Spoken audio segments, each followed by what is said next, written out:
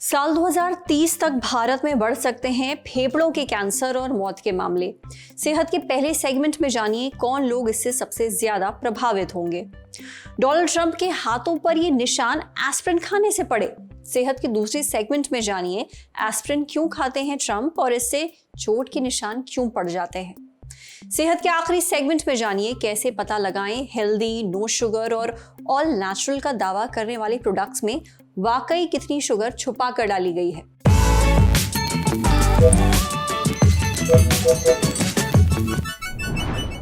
साल 2030 तक भारत में लंग कैंसर बहुत तेजी से बढ़ चुका होगा। इसका सबसे ज्यादा असर पड़ेगा नॉर्थ ईस्ट इंडिया पर। यही नहीं, महिलाओं में, भारतीय महिलाओं में लंग कैंसर ज्यादा देखने को मिलेगा। ये बात सामने आई है Indian journal of medical research यानी ICMR में छपी एक स्टडी में। फिलहाल भारत में lung cancer 4th most common cancer है। वर्ल्ड हेल्थ ऑर्गेनाइजेशन की एक एजेंसी है, international agency for research on cancer. इसके ग्लोबोकैन डेटाबेस के मुताबिक 2022 में हमारे देश में लंग कैंसर के 81,500 से ज्यादा मामले सामने आए थे। पर देश में किस क्षेत्र के लोग इस कैंसर से सबसे ज्यादा प्रभावित हैं, ये तब तक पता नहीं चल सका था। लेकिन इस नई स्टडी ने नॉर्थ ईस्ट को सबसे ज्यादा प्रभावित बताया है। इसके लिए देश के 6 अलग अलग क्षेत्रों के 57 आबादी समूहों का स्टडी किया गया था डेटा। हैरानी की बात तो यह कि महिलाओं में अब लंग कैंसर के मामले पुरुषों के बराबर पहुंच रहे हैं, जो भारत में आमतौर पर देखने को नहीं मिलता। मगर ऐसा हो क्यों रहा है, ये जानेंगे आज सेहत के इस एपिसोड में। डॉक्टर से समझेंगे कि भारत में लंग कैंसर के मामले क्यों बढ़ रहे हैं, नॉर्थ ईस्ट और महिलाओं में खास तौर पर कैंसर के मामले बढ़ने की वजह क्या है, लंग कैंसर के किन लक्षणों को जानना बहुत जरूरी है और लंग कैंसर के रिस्क से बचने के लिए क्या करें। सुनिए। भारत में ऐसा देखा गया है कि लंग कैंसर के मामले लास्ट 1-2 साल से कुछ ज़्यादा ही बढ़ने स्टार्ट हो गए हैं। ज़्यादातर ये देखे जाता है कि सिर्फ गांव और कस्बों में नहीं, इवन जो अर्बन एरिया बोलते हैं, मतलब जो बड़े बड़े शहर हैं, वहाँ पर भी ये कैंसर के केसेस बढ़ रहे हैं। इसका सबसे बड़ा कारण जो है तंबाकू का सेवन, सिगरेट, गुटखा, बीड़ी आदि का सेवन करना, अथवा उसके अलावा जो इंडोर एयर पोल्यूशन हो गया कि घर में चूल्हे वगैरह का इस्तेमाल करना, और बाहर जो वायु प्रदूषण है, वो इसके मेजर कारण होते हैं।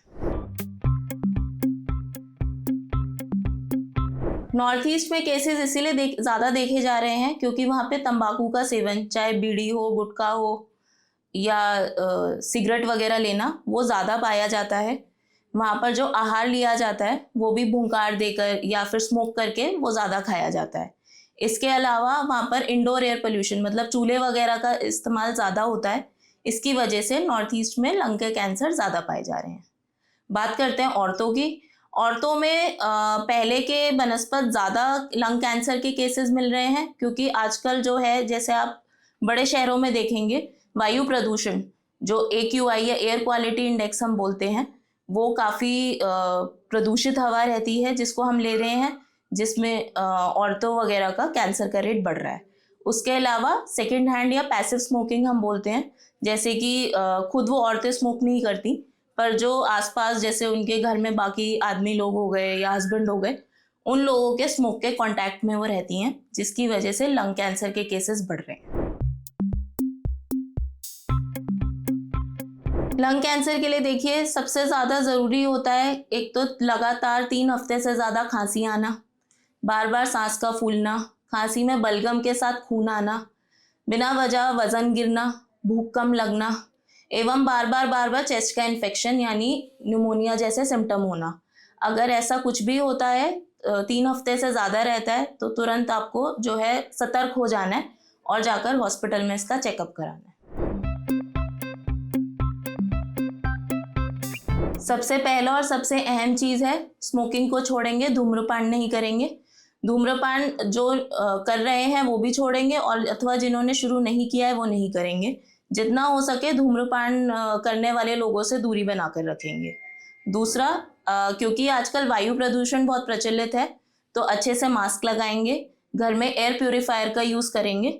और तीसरा, खाना अच्छा खाएंगे, अच्छा भोजन लेंगे, फिजिकल एक्टिविटी मतलब कि अच्छी खासी सैर और कसरत करेंगे।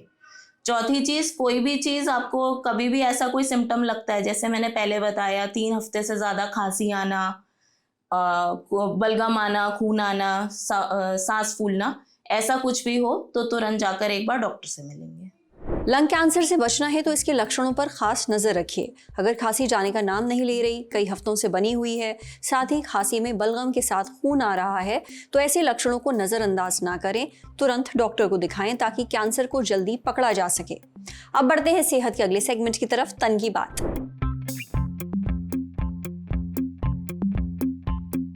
अमेरिका के राष्ट्रपति डोनाल्ड ट्रंप अलग अलग वजहों से अक्सर चर्चा में रहते हैं। इस बार चर्चा में रहने की वजह है उनका हाथ, जो कभी टैरिफ बढ़ाने के लिए उठता है, कभी कब्जे की धमकियां देने के लिए, तो कभी नोबेल पीस प्राइज मांगने के लिए।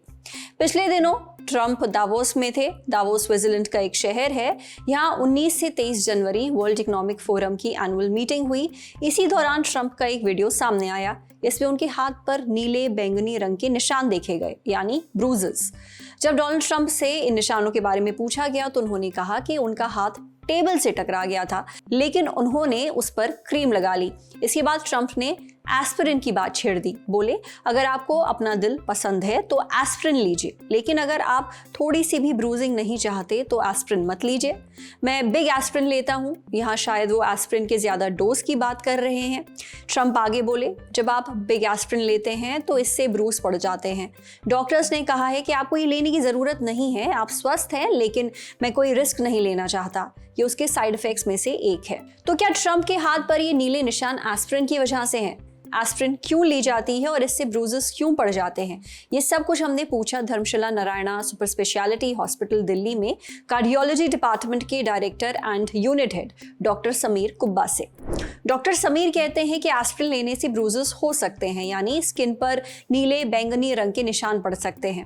दरअसल एस्पिरिन एक ब्लड थिनर है। ये खून को पतला करती है। ऐसे में अगर स्किन पर कहीं चोट लगे तो उस जगह पर ब्रूजिंग आसानी से हो जाती है। एस्पिरिन ब्लड थिनर होने के साथ साथ एंटी इन्फ्लेमेटरी दवा भी है। ये एंटी प्लेटलेट दवा के रूप में भी काम करती है। इसे अक्सर दिल की बीमारियों जैसे कोरोनरी आर्टरी डिजीज के इलाज में इस्तेमाल किया जाता है। कोरोनरी आर्टरी डिजीज दिल की एक बीमारी है। इसमें दिल तक खून पहुंचाने वाली आर्टरीज यानी धमनियां पतली हो जाती हैं या ब्लॉक हो जाती हैं। ऐसा आर्टरीज में प्लेक जमने से होता है। इससे दिल तक पर्याप्त खून नहीं पहुंच पाता, जिससे हार्ट अटैक का खतरा बढ़ जाता है। आमतौर पर दिल की बीमारियों में एस्पिरिन की 3 डोज दी जाती हैं, 75 मिलीग्राम, 150 मिलीग्राम और 325 मिलीग्राम। इन्हें सेफ भी माना जाता है, लेकिन बुजुर्गों, पेप्टिक अल्सर के मरीजों या फिर कमजोर इम्यूनिटी वाले लोगों में ब्लीडिंग का रिस्क हो सकता है।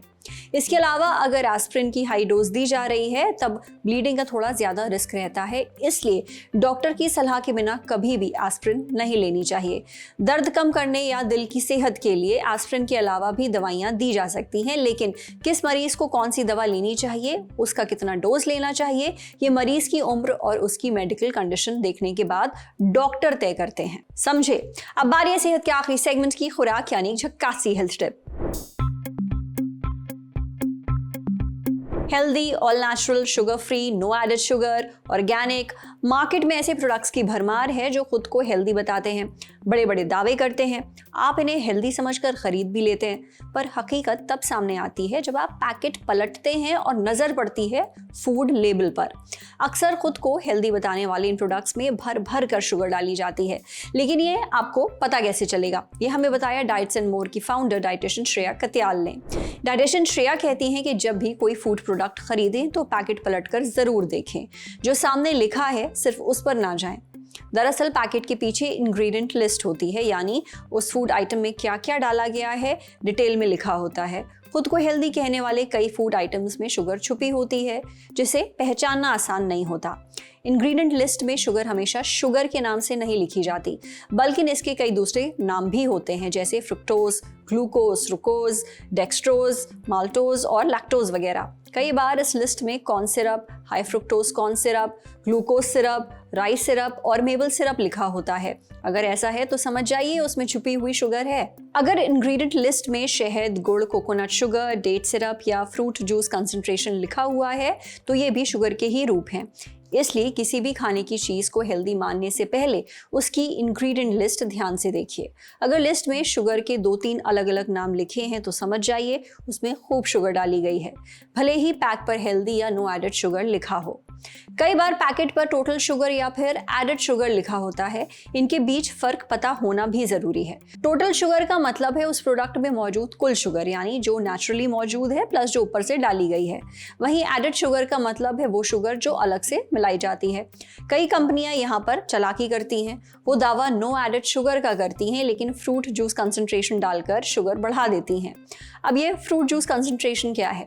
देखिए, इसे तैयार करने के लिए फलों के रस को इतना ज़्यादा प्रोसेस किया जाता है कि उसमें से ज़्यादातर पानी निकल जाता है। जो बचता है उसे फ्रूट जूस कंसंट्रेशन कहते हैं। इसमें फाइबर ना के बराबर होता है, लेकिन शुगर बहुत ज़्यादा होती है। इसलिए फूड पैकेट पर लिखे किसी दावे पर आंख मूंद कर भरोसा ना करें। पहले उसकी इंग्रेडिएंट लिस्ट चेक करें। उसमें शुगर के अलावा प्रोटीन, फाइबर, कार्बोहाइड्रेट और फैट की मात्रा भी ज़रूर देखिए। ये सब चेक करने के बाद ही वो प्रोडक्ट खरीदिए। आज सेहत पर इतना ही। अगर आप एक डॉक्टर हैं, हमसे कुछ शेयर करना चाहते हैं, तो जो ईमेल आईडी इस वक्त आपको अपनी स्क्रीन पर दिख रही है, उस पर हम एक मेल भेज दीजिए। शुक्रिया।